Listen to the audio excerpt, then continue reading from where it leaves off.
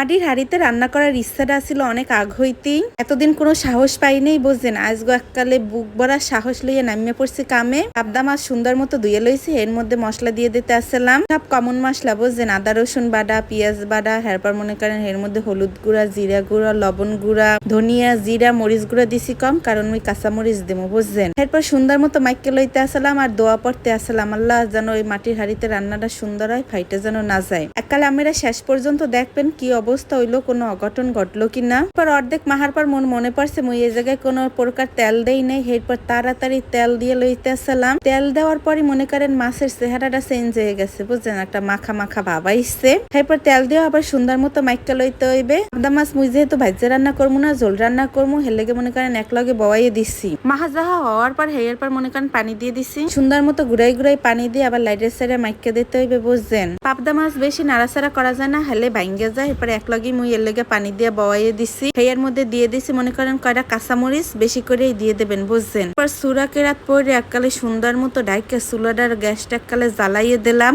এমালা ভয়ে আসলাম, দূরে যাই খাড়াই রয়েছি, ফাইটে টাইটে যাই কিনা ওমা দেই না কি সুন্দর করে ঝোল ফুটতে উঠছে। তারপর একটুখানি ভয়ে ভয়ে লাইটের সাইডে দিছি, মাছ যেন না ভাঙ্গে যায়। বিশ্বাস করেন এত সুন্দর রান্না হয়েছে আর খাইতেও অনেক মজা ছিল, অনেক ভালো লাগছে।